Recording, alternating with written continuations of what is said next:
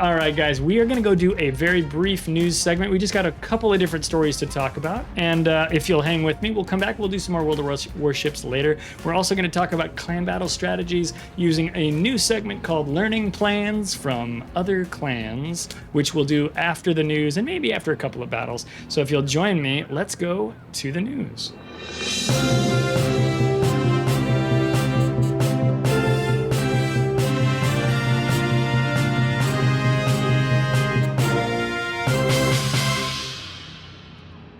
Our top story tonight is support carriers in a closed concept test. But before we go there, let's first go to this story about the Petropavlovsk. Not a whole lot going on in terms of this particular article. It's very short, but check it out, check it out, check it out.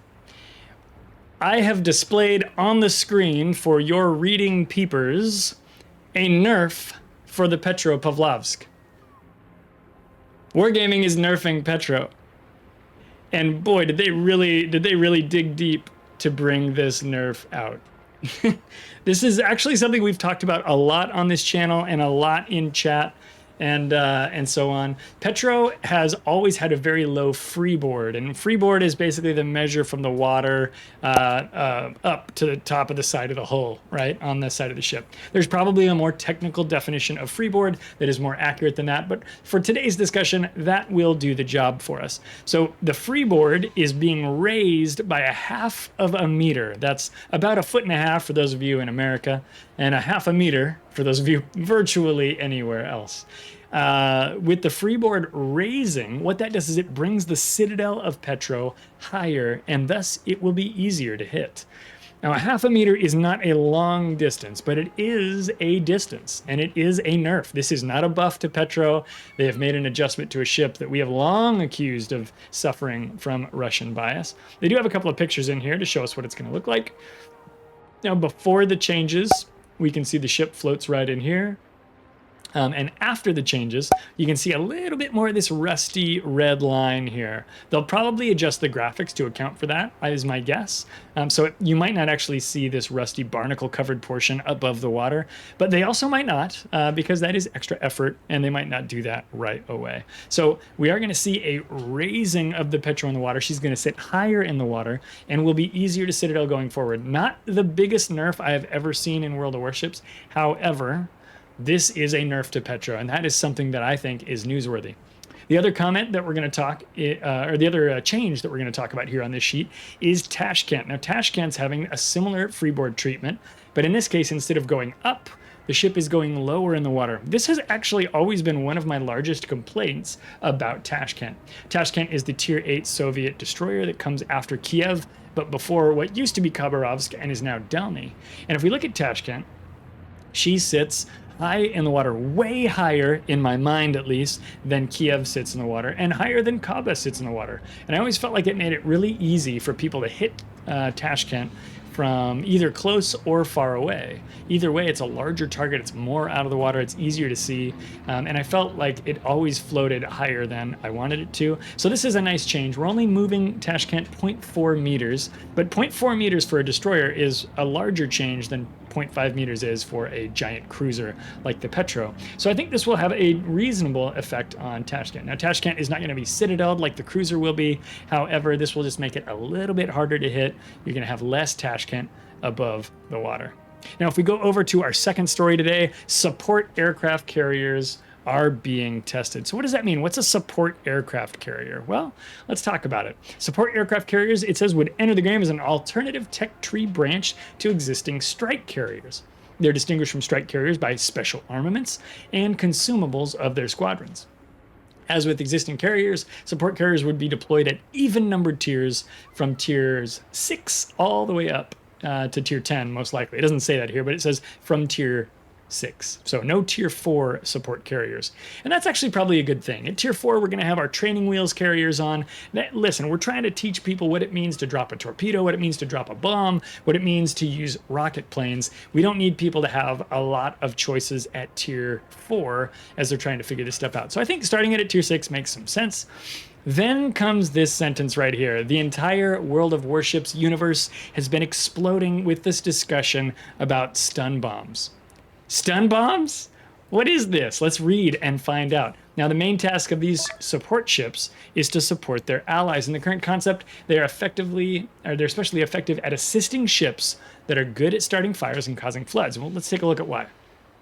Stun bombs are an armament that they can drop that do no damage. They have a very small chance of starting a fire. Okay, let's go with that. They do no damage, and they might, probably not, but they might start a fire. When they hit an enemy ship, a stun bomb will temporarily block the use of certain consumables by said ship. You know, like damage control party, or defensive AA, or smoke generator. They're basically like tiny EMPs that are going to blow up and stop you from using critical systems. Now, you could say that these are like, you know, armaments that are hitting those systems and damaging them or whatever. Okay, fine.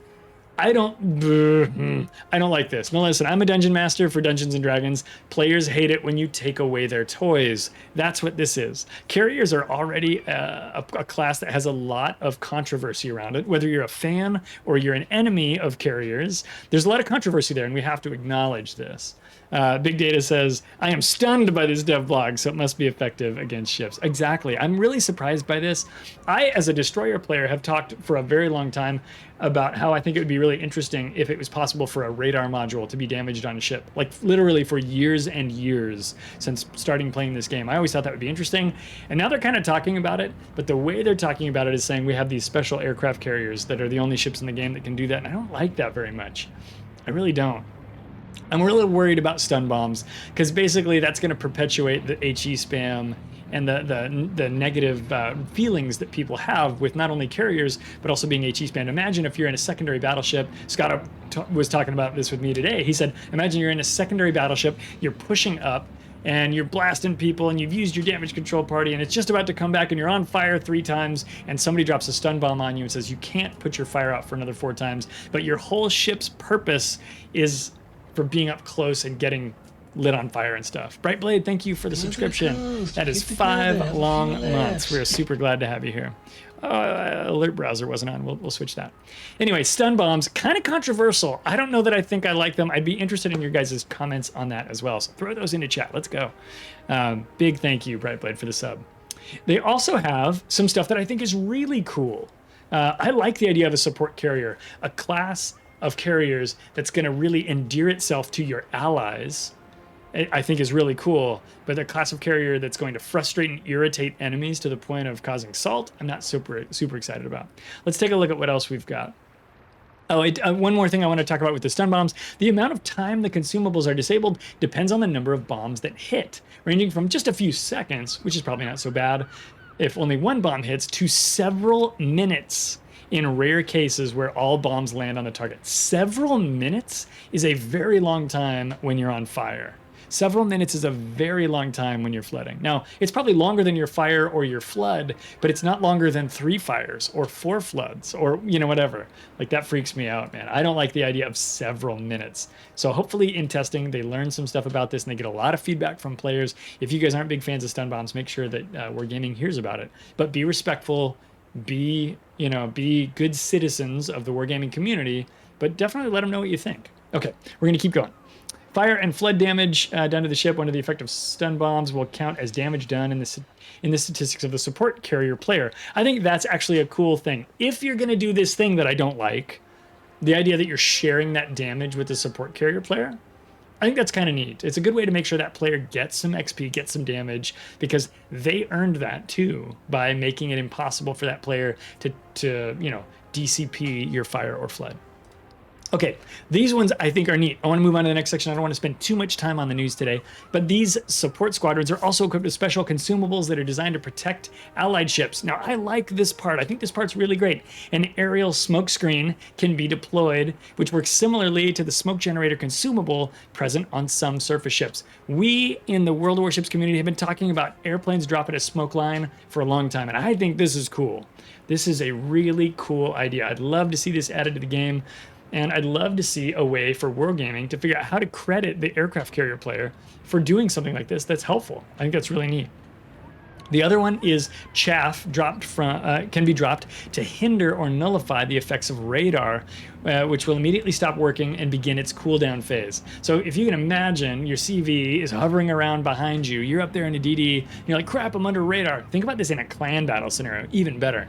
Oh crap, they radared me, it's like the second radar. And they can go swoop in and drop a chaff bomb or whatever, a chaff weapon on the carrier that's using radar, and it shuts down their radar. I think that's cool. It's two players working together to get an effect. You know, and even though I know that does the same thing as stun bombs, it does it differently. And I don't know, for me, I like that one better. I don't know, what do you guys think? I'd be definitely interested in what you guys think. Okay, with that, we're going to go down to the exact composition of the rest of the support carrier squadrons depend on its nation and tier, so we'll still have national identities with them. Support carriers are in their early stages of development, and they make a point to state this here at the end. And our aim with this session is to test this initial concept, which may well change very significantly over the course of this and further tests. So we are expecting changes to come to the support carriers, and this is a very early swath, a very early cut. They're throwing spaghetti at the wall. They're seeing what sticks. Who knows what support carriers are going to look like in the future? If you guys have comments about this and you're watching it later on YouTube, throw them down there in the old discussion place below. I'd love to hear what you guys think. I try to get back and answer as many of those comments as I can. And of course, if you're here on Twitch, we're going to get back to playing some World of Warships right now. If you've never come and hung out with us on Twitch, please do so. You can check us out at twitch.tv/Clyde Plays Live. And of course, if you're watching this on Twitch right now, you can always check out my YouTube channel at youtube.com/C as in channel /Clyde Plays. And you can always figure out that by doing !YT in the chat. With that, guys, I'm going to wrap up the news. I thank you for watching, and let's get back to playing a few more battles on this wonderful Thursday evening. This has been the news on Clyde Plays Live.